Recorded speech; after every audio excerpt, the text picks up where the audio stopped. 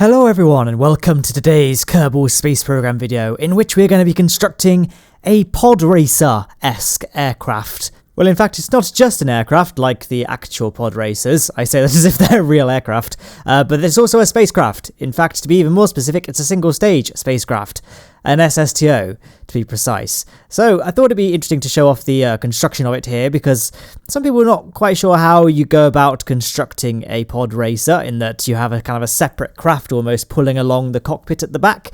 For those that somehow don't know, Podracers are the racing vehicles from the best Star Wars film, Star Wars: The Phantom Menace.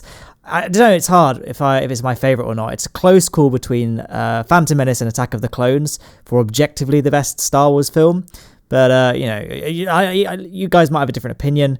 That's just my 2 cents, though. But I'm pretty sure that's the consensus. So what you do is you basically build the craft like... This is how I do it, at least. You build the craft like that, and then you just hold down Shift and use the offset tool. And when you hold down Shift and use the offset tool, you can actually offset far more than you can by default. That's pretty much it. It would have been nice if I could get this thing to kind of work without wheels, at least for the takeoff, but couldn't really find a way of doing it. So I thought, where can I take a Podracer? And then I had an idea. It has a lot of Delta V in LKO, so we can go to a lot of places, but then I recalled that earlier this week, and you guys might remember as well, I sent Jebediah Kerman and a piano to the surface of Minmus.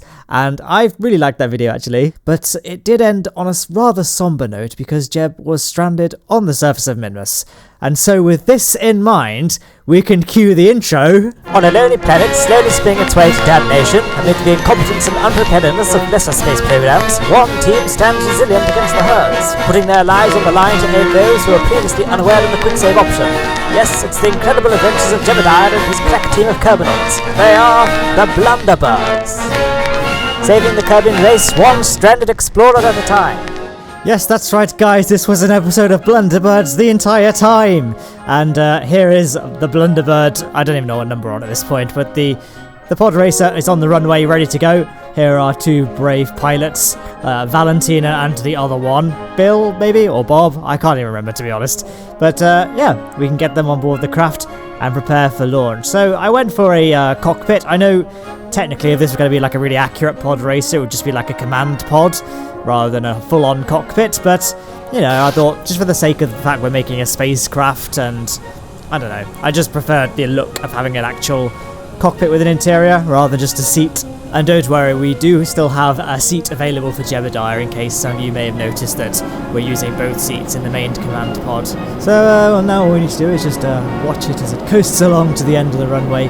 We unfortunately can't nose up any sooner than the end of the runway because that rear wheel is so far back. We can't really pivot upward, but it doesn't matter because Podracers, you know, first of all, they don't actually have wheels, they just hover, and you know, they're designed to sort of coast along at ground level anyway, so it wouldn't really make much kind of logical sense for it to be able to just pitch up off the runway and get straight airborne. I know that doesn't even matter now because we are going to be ascending into space, but whatever. At least for the first part of this video, when we just for when we initially left the runway, this was kind of behaving similarly to a Podracer. Maybe I'll revisit this concept and make it actually like realistic in that we have jet engines and stuff, and possibly get, I don't know, burned together or something like that so I can do actual races. But I don't know, I feel like this video is probably enough, just one's enough. Maybe if I run out of video ideas at some point in the future I can revisit it. But yeah, nothing special about our ascent really, keeping it fairly shallow.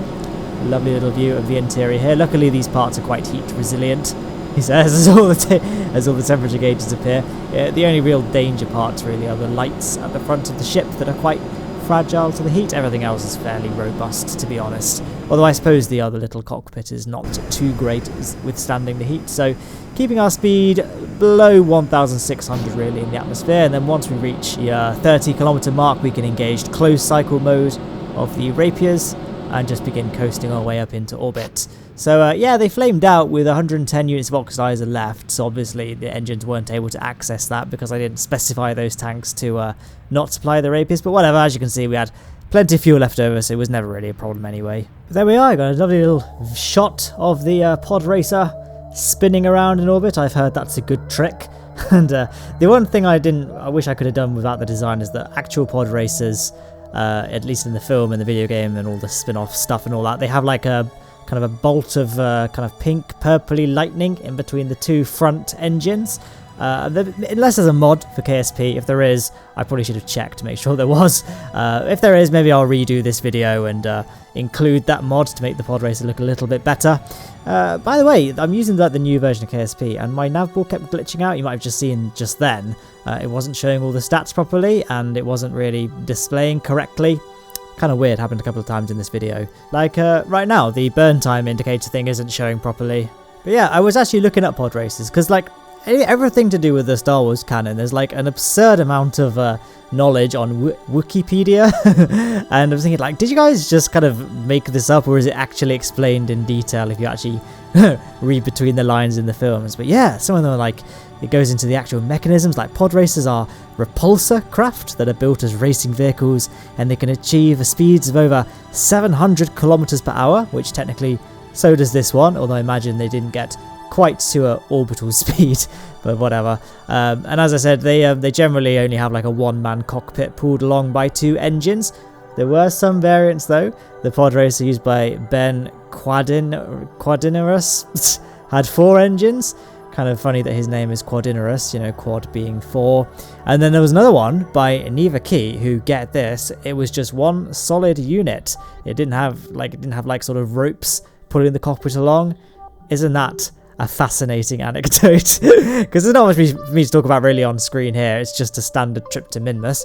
Although when I got my Minmus encounter, I used the maneuver node maker just to ensure that my orbit was passing directly over the crash site, which to be honest doesn't really matter anyway, because, you know, it's on a tilt anyway, so I'll have to adjust my inclination as I descend anyway. But so I don't know. I was about to say, but it's quite useful, but it's not. There was no real need to be that finicky about it. So whilst Valentina pilots the ship, her crewman is busily playing the Podracer video game in the back of the ship. The only real good thing to come out of Phantom Menace. I mean, if Phantom Menace was the best film, what am I talking about?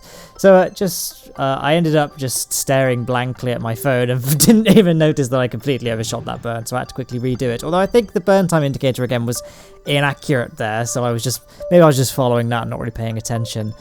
It's just, yeah, I don't know. I've got no explanation really. So as you can see, orbit doesn't quite go exactly over Jebediah, but it's close enough, so we can just make a quick maneuver node and perform a burn that gets us passing directly over him. I mean, the thing about Minmus is that it's very, very forgiving. It's incredibly easy to get yourself accurate landings, or at least landings that are accurate enough. Don't forget, this thing has wheels, so we can just land somewhere nearby Jebediah and just coast towards him once we're on the ground.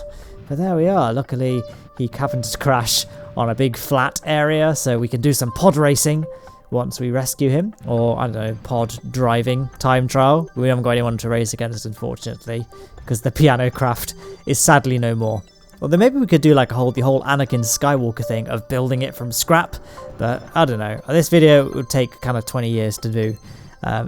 Even if that were possible in the game, which it isn't. I'm just kind of stalling really whilst we wait for the craft to hop, skip and jump its way to Jebediah. I was trying to make another SSTO today actually, like a really long range one, and it was so annoying getting the landing gear to not either just vibrate and oscillate and shake the thing apart whilst it was on the runway, or just do that thing where it hops, skips and jumps during the takeoff. Like, Squad even acknowledged how bad landing gear is in this game. Like, my pinned tweet has been about how bad the landing gear is in the hopes that they see it, because I know for a fact they know my Twitter. So maybe one day they'll finally address it.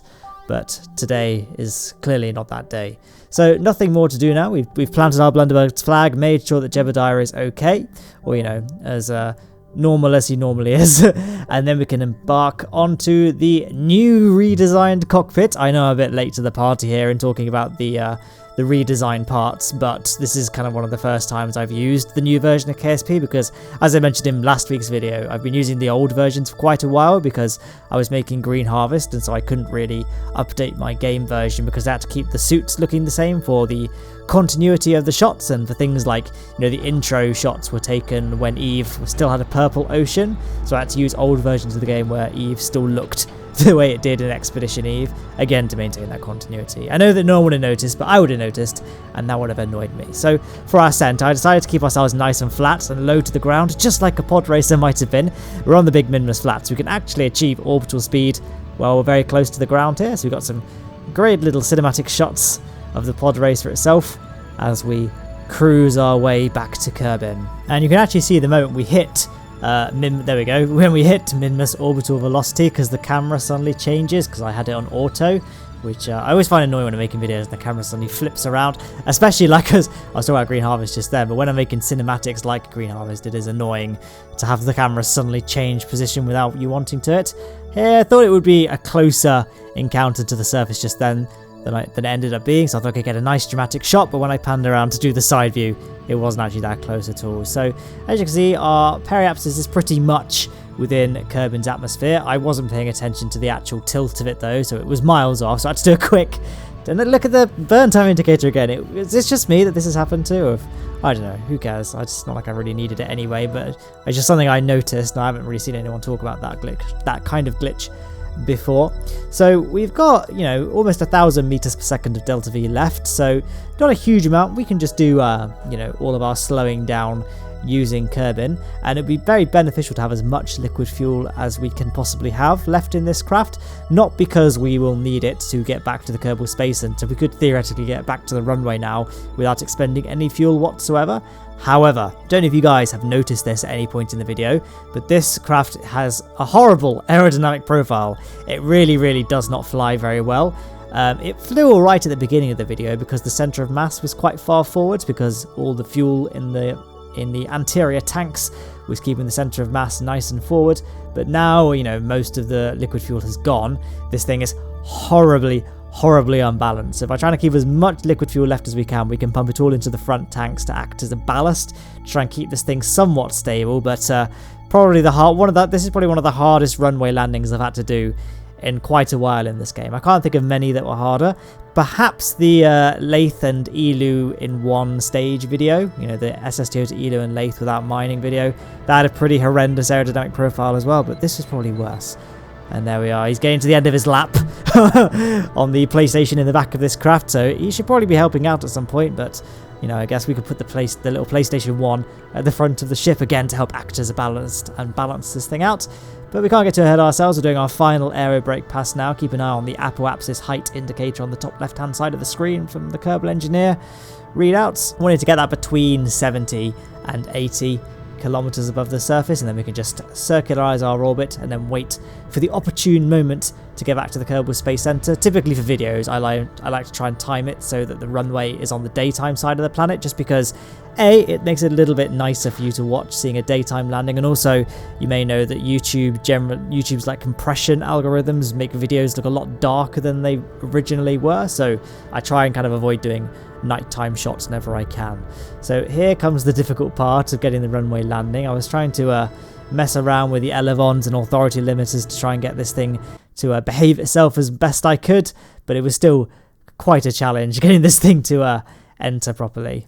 So yes, quite the challenge. Speaking of challenges, by the way, you may have seen my video last week of me flying underneath the R&D bridges. I'd like to do more challenge videos, possibly in the same sort of format. I'll probably change things up a little bit like I did between the Reliant Robin format and the bridge dipping challenge. I'll probably change little aspects of it again to tailor it to what people want.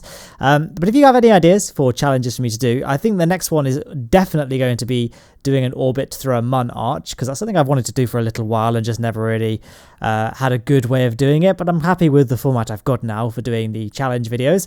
As you can see, as evidenced by this video, it's not going to be the format I use going forward, but for the odd videos where it's all about the challenge, I think it's quite a good way of doing it. Here's a very precarious landing here. That was the wheels glitching out there and sort of spinning the craft out. They still act like they're constantly moving around on ice in this game, but that pretty much wraps this mission up, to be honest. There's the pod. We can park it up on the runway and retract the gear as if, you know, it never had an in. It just coasted here like a normal pod racer. We can get the ladder deployed so that our Kerbals can disembark and we can get Jeb back to his family, I suppose. And then on screen we have some links to more things, including my Patreon, and to subscribe to my channel if you want to do any of those things. Also, in the description there's a link to my Twitter and Discord if you'd like to check out those things as well. But anyway, yeah, I hope you enjoyed this video and the craft. There's a craft file in the description as well. I should probably have mentioned that. Goodbye.